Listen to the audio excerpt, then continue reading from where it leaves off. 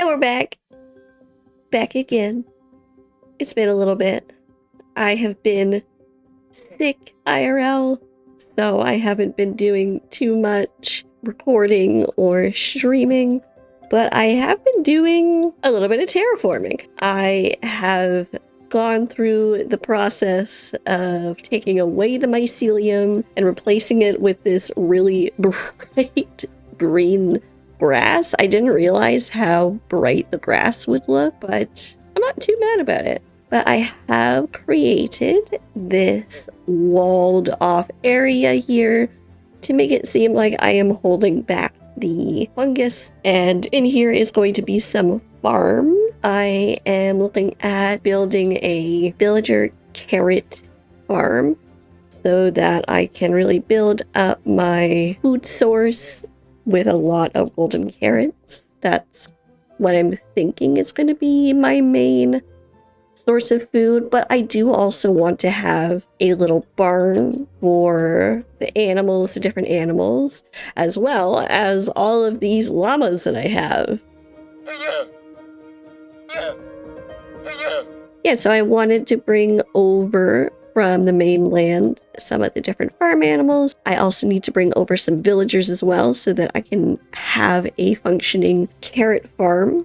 And I eventually do want to have a trading hall. I'm sure I'll put it somewhere else on the island because, again, eventually we want to fill this whole mushroom island. Let's go to our map here, which we've got a good chunk of it. Look at that. A pretty good chunk of it already taken over with the green. And then we do that here. It's perfect. And we do that here. And I think on this one as well. Yeah, look at all of that updating. Last episode, we had some updates to our Arcane Tome. So let's take a look and see what that was. As the ground blooms with refreshed life, it seeks to thank those that tend to its lands. Blessed by the harmony between soil and folk, villagers celebrate as their crops are ever bountiful. With this new silent pact and subtle automation, crops continue to rise in the Glade, making way for many more arcanic possibilities to be discovered. What's next after this? I wonder. Well, one step at a time. First, we build. I think I'm going to use this wall layout that I already have as kind of the foundation of this auto farm. So I have the size of it generally laid out. I'd like it to look kind of like a elevated greenhouse almost. I'll have to play around with that a little bit, but I think for now I will go ahead and do a little time lapse of getting this together. This automatic carrot farm is from iCraftMC's tutorial from 2022. I will link the video in the description down below. We start off with a square that is 19 by 19 with 4 9 by 9 dirt blocks placed in each corner, keeping a lane between each square and a spot for hoppers. Don't forget to also leave 1 block free in the middle of each square for water. A composter will be placed over top with a light source block covering the composter. We can now till the dirt to farmland and then plant the preferred crops. Each square should only hold 1 type of crop. Now it is time to set up the collection system. I started with the standard 5 hoppers in the middle in a plus sign shape, with the 4 that are on the sides funneling into the middle, and the middle one down and into the stack of double chests. I then took my decorative block of choice to separate the 4 squares so each villager would stay in their own area. I stacked the blocks, starting at the hoppers and across each lane. Connecting the perimeter, I used half slabs. Then, to prevent the villagers from being turned into witches during a thunderstorm, I placed a lightning rod 5 blocks up in the middle of the farm. Time to go get the villagers. In total, you will need 5 villagers, 1 for each of the squares to be farmers, and then 1 in the middle on top of the hoppers, and we'll be attempting to trade with the farmers for their crops. However, as the crops are passed from a farmer to the jobless villager, crops will be picked up by the hoppers and sorted into the double chests we had placed below.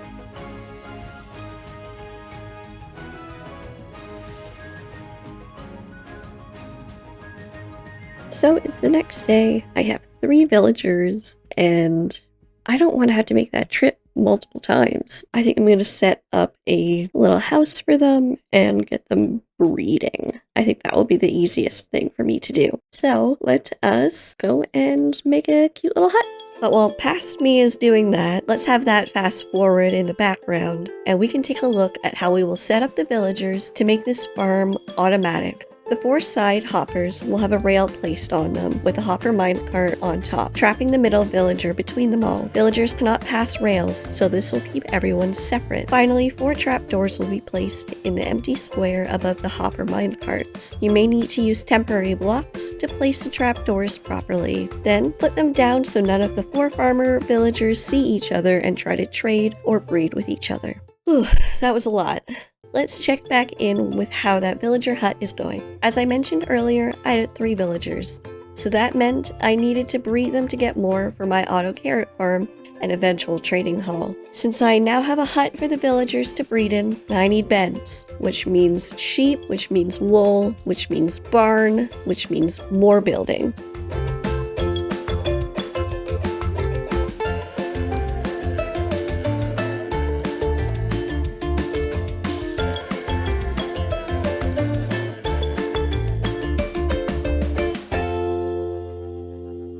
So I finished up this little barn, just for the basics, mainly sheep and some plain old cows as well. And I really like it. I do eventually want to have a bigger barn where I can have a lot of every animal, but in the interim, this is a good space in here. I think I'll have a horse maybe here. And then I also have back here starting to dig out because I want to have a wool farm back here for every different color of wool.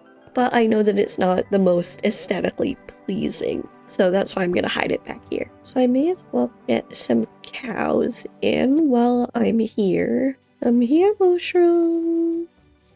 I'm here. Perfect. That's 1 and 2. Yeah, I just need you 2. Come on. Yeah, let's go down here. Look how nice it is over here. Are you ready? Whoa!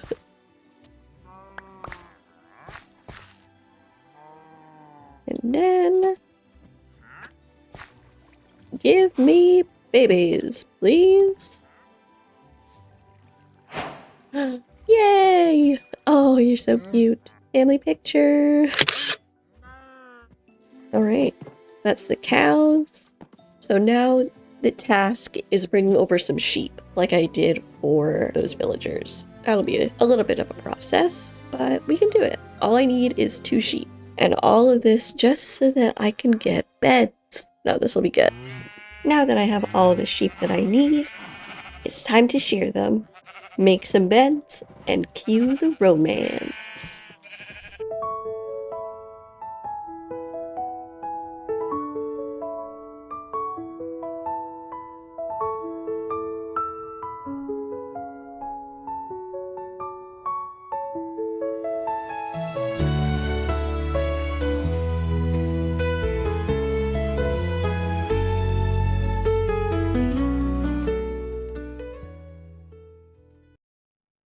Oh, another plain little one. Oh. Well. This is one way to cordon them off. Perfect, that's one little one. And then... how do I get the other one? Can you go up on that grass block, please? Tim, with 2 M's.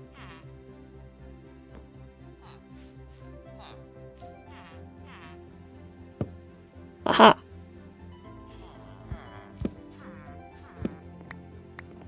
Perfect. Alright, little one. Get in the... no! Get in the boat. No! No, no, no, no, not there.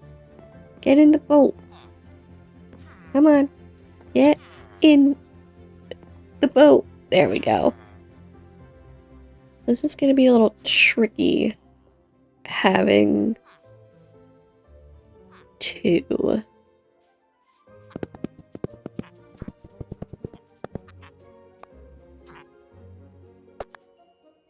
Okay. No, no, no, no, no, no. Just 1 in 1 boat. Yep. No, no, no, no, no. Ah. Oh, this is going to be tricky.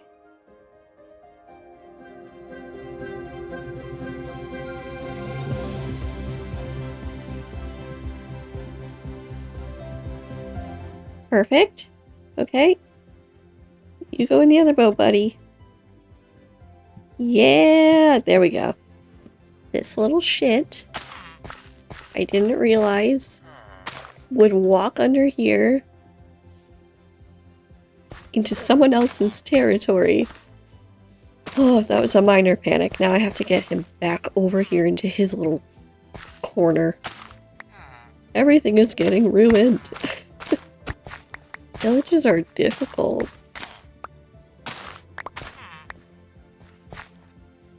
Oh no. Come on. You can do it. Come on. There we go. So you're gonna stay in there and think about what you've done. And hopefully you'll grow up quick. Grow up! Huh. So mean to my villagers. And I think I'm going to also block, jeez. I have so much stuff. I want to block this so that I can have the little villager running free, but not have them escape. So, ooh, should I maybe do fence? Or, oh, glass. I think glass will look nice. Let's do glass. Glass panes, even. I have pane sand. I'm gonna see if I have some glass already made. Pretty sure that I do. Yeah. Tons. Yeah, and that way I can still kind of look into it too, which is always nice. Make sure they're still doing their job. Don't stare at the sun, it's not good for your eyes. That's how you go blind or something. Oh, okay, I'm hearing the sounds of harvest. Okay, let's go check. Are they doing it? Oh my goodness, they're doing it! It's working! It's working! I built a farm that works! Yay! Okay, I just need you to grow up. Please stop staring at the sun and grow up. So I now have all of my villagers right where I need them to be. They're all just hanging out now. I think the wheat is causing me issue where it's not getting traded. I made sure that each villager was properly fed, their inventory was filled. Oh, interesting. It fills it with bread and not wheat. I'm gonna have to research that because they're not throwing down wheat, they're throwing down bread. So, okay. Well, I've got that going, and I feel like part of me wants to turn this into a little mini trading hall, but I want to have an actual trading hall building. So I think what I will do is make this into a iron farm underneath. So for now, what I'm going to do is try to place down some carpet around here so that iron golems are not going to spawn on these blocks, so that I can control exactly where they do spawn. The not so easy part of it will be getting a zombie over here, which I should actually probably go to the mainland and get a couple now. Just set aside. They are going to need to have some helmets so they don't burn.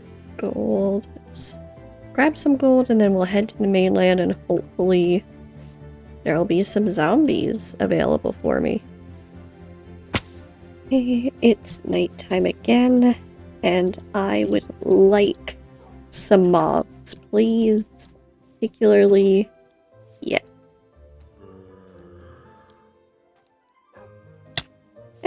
Wait, yeah, let's see. Will you put that on?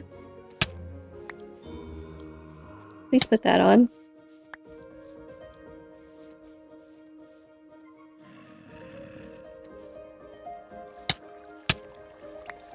How to make a zombie put on a hat.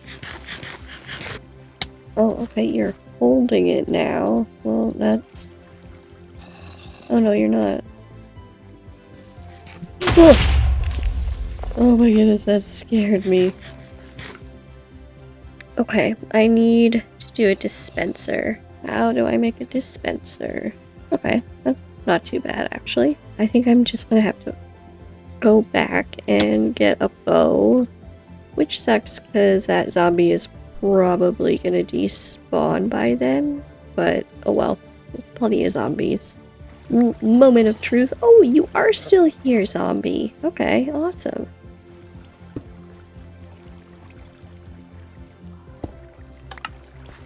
Okay, no, that didn't work. Where is that now then? Stop hitting me, sir. Several days later, and I finally have a couple of zombies. So, I'm hoping, especially since some of them are holding items, I will be successful in getting some helmets dispensed on them. Are none of them wearing it? Oh, goodness. Do I have too many zombies? Is that why? Maybe I do. Okay, we'll get rid of you. Okay, if this isn't gonna work, I'm just gonna have to transport them at night, I think. Yeah, I think that's what I'm gonna have to do. Well, this is gonna be stressful. Okay, so it's gonna be a race against time. And hopefully I can win. I think I'm good now. Time to go to your new home. Onward. Come on, zombie. So we're good.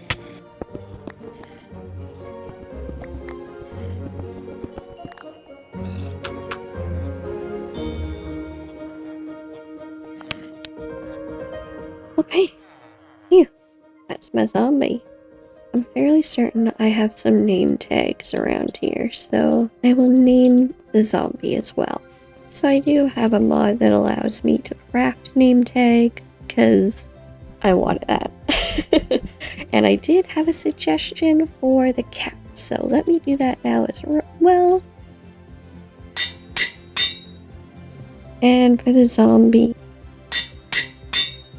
Wonderful. Thank you to that suggestion. She's so cute. Little Sabrina. And let's go name that zombie as well. With the zombie caught and named, it's time to get started on the iron farm. I followed a video by Voltrox who credits basic redstone for this farm. You begin by digging a 3x2 block hole and make it 3 blocks deep. Then you jump into the hole and break the 6 blocks in front of you, as well as the second layer of 6 blocks behind. This is where the zombie will be placed. Add 3 trapdoors to the second layer and flip them down to hide the zombie from direct sight. You can choose to decorate it as long as it remains the same dimensions. Before leaving the zombie until the final step, ensure it is centrally placed behind the trapdoors, either in a boat or a rail car. As you exit the hole, place 3 beds side by side. This is where you will bring 3 villagers in either by boat or rail. I suggest closing the hole the zombie is in, as you'll not need direct access to it again, and it'll prevent you or your transporting villagers to fall in. After all entities are in place, we will need to create a barrier to keep the iron golems in the area that we want. Keeping a 1 block gap from one of the long sides of the villager hole, place a 7x7 wall surrounding it.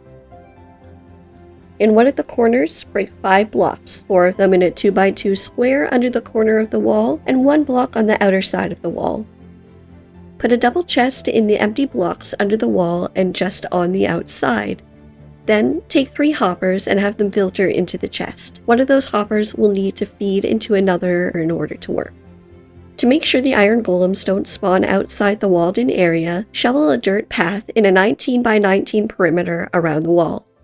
With my design, there were a few areas that were stone, so I changed them into half slabs or decided to use moss carpet to be more aesthetic.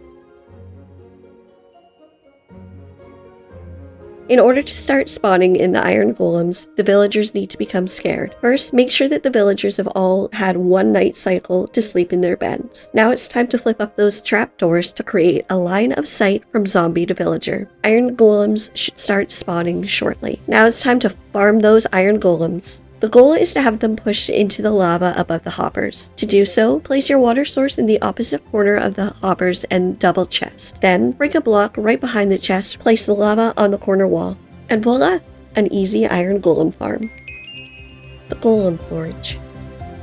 Old tales speak of the Golemforge, a place where spirits of stone rose to protect the mycelium realms. Now, the forge's heart beats again, drawing from forgotten energies to craft silent guardians anew. Thank you so much for watching. I hope you enjoyed today's video as we tackled a lot together. I hope to see you next time as we open the next chapter of the Tales of Faewyn.